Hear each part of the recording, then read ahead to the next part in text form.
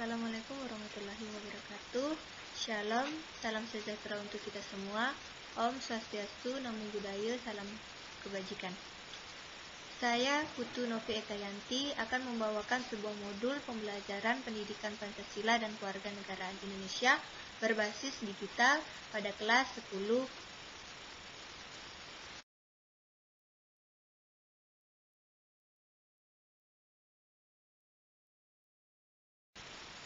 Baik adik-adik, kali ini akan memasuki bab 2, ketentuan Undang-Undang NRI tahun 1945 dalam kehidupan berbangsa dan bernegara, mata pelajaran pendidikan Pancasila dan Kewarganegaraan kelas 10. Baik adik-adik semua, kegiatan pembelajaran 1, Wilayah Kesatuan Republik Indonesia. A. Tujuan pembelajaran. Setelah kegiatan pembelajaran 1 ini, diharapkan adik-adik dapat yang pertama, menghargai ketetapan Undang-Undang NRI tahun 1945 tentang Kewilayahan Kesatuan Republik Indonesia. Yang kedua, mengidentifikasikan wilayah negara Kesatuan Republik Indonesia dan sistem pertahanan dan keamanan negara Republik Indonesia.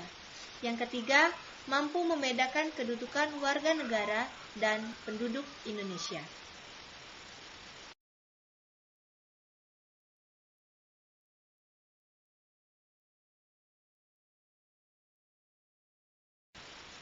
Baik, selanjutnya adik-adik uraian materi. Yang pertama itu ada wilayah kesatuan Republik Indonesia, di mana terdapat slide PPT ada peta dunia, di mana wilayah kesatuan Republik Indonesia itu dari Sabang sampai Merauke.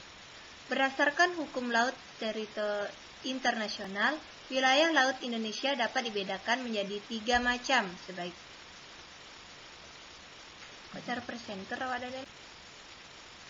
Baik adik-adik semua, adapun uraian materi yang pertama itu wilayah kesatuan Republik Indonesia.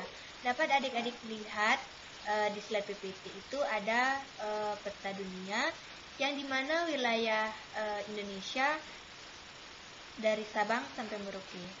Berdasarkan hukum laut internasional, wilayah laut Indonesia dapat dibedakan menjadi 3 macam, yaitu sebagai berikut. Yang pertama itu ada zona laut teritorial.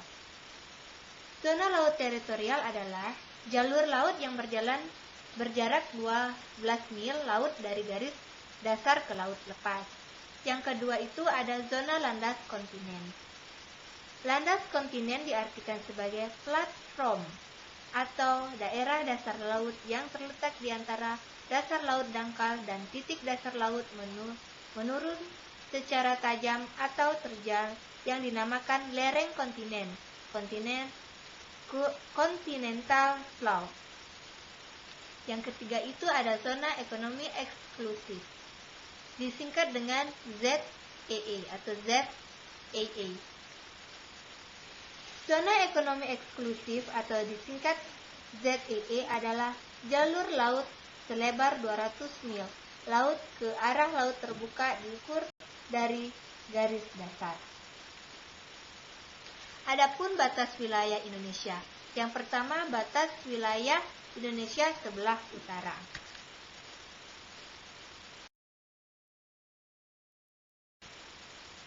Selanjutnya, 2. Batas-batas wilayah Indonesia sebelah barat.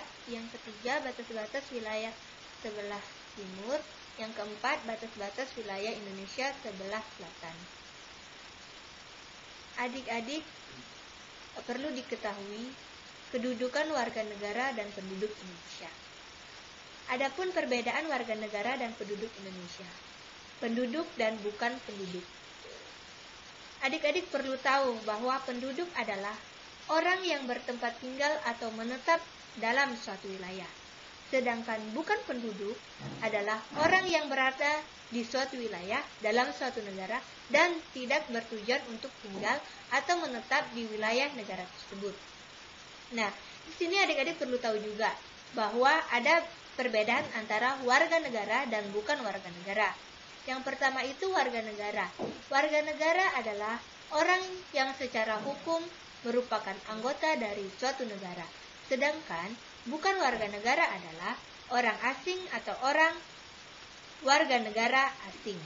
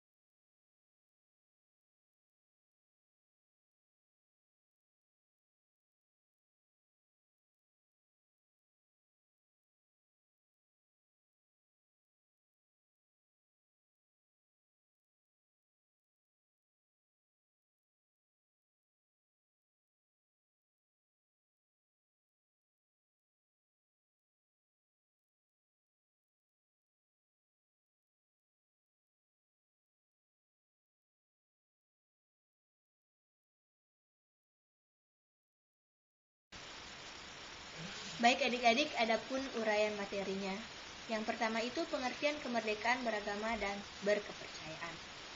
Kemerdekaan beragama dan kepercayaan di Indonesia dijamin oleh Undang-Undang Negara Republik Indonesia tahun 1945 dalam pasal 28E ayat 1 dan ayat 2 sebagai berikut.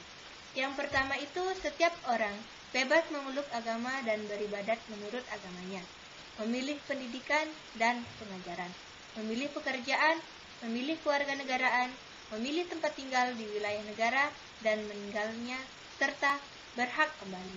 Yang kedua, setiap orang berhak atas kebebasan meyakini kepercayaan, menyatakan sikap dan pikiran sesuai dengan hati nuraninya. Adik-adik perlu pahami bahwa beragama dan kepercayaan tidak bisa dipaksakan. Harus berdasarkan hati nurani sendiri.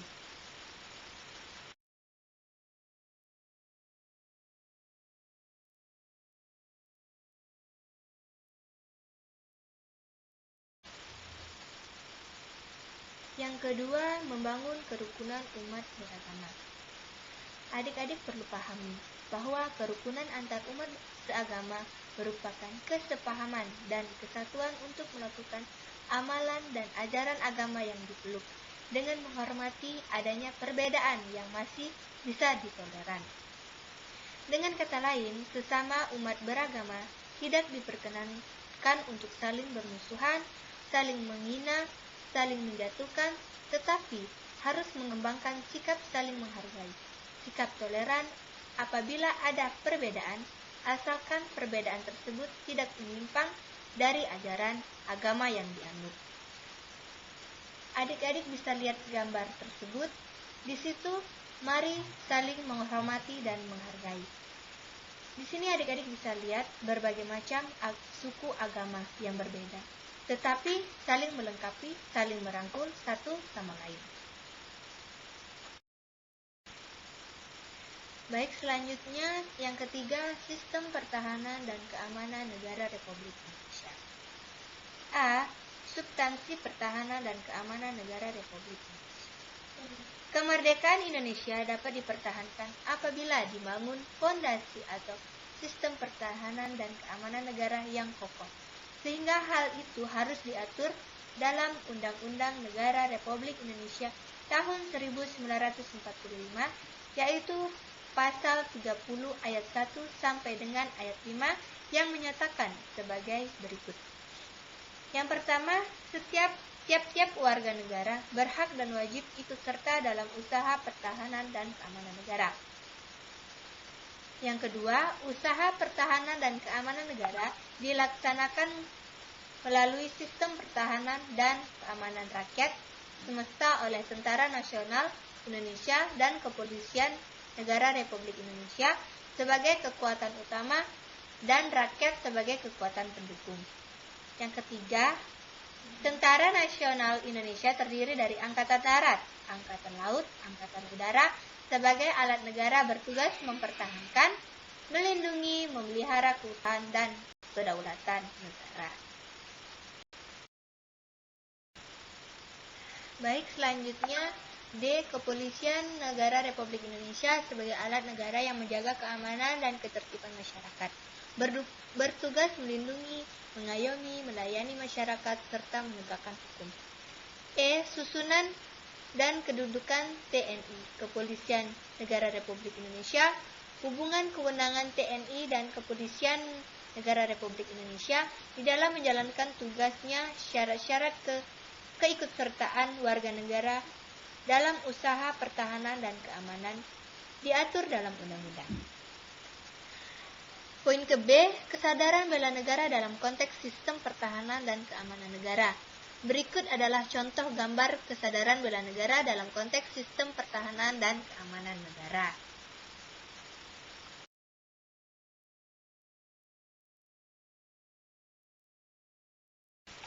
Nah, adik-adik bisa perhatikan gambar tersebut. Di situ para pahlawan-pahlawan Indonesia dalam mengusir penjajah. Para pahlawan rela berkorban dan bertumpah darah ketika berperang melawan penjajah demi mempertahankan wilayah negara kesatuan Republik Indonesia. Oleh karena itu, untuk menghargai jasa para pahlawan, kita juga harus memiliki rasa bela negara dan memiliki rasa nasionalisme yang tinggi terhadap negara yang merupakan tempat tinggalnya, baik secara langsung maupun tidak langsung.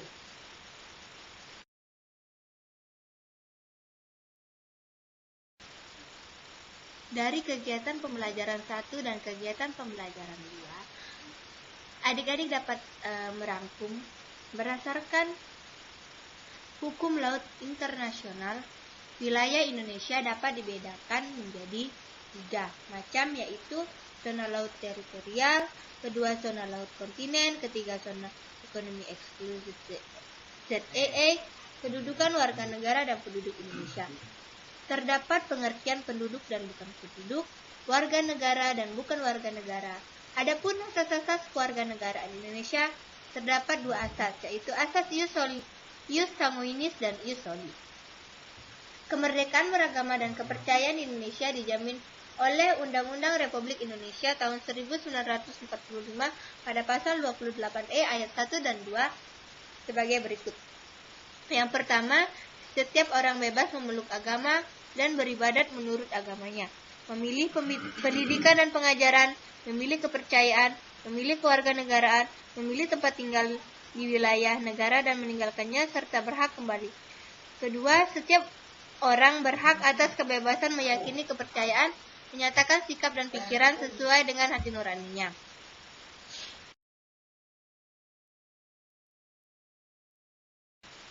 Sekian materi dari pembelajaran bab 2 ketentuan Undang-Undang NRI tahun 1945 dalam kehidupan berbangsa dan bernegara. Kurang lebih mohon dimaafkan.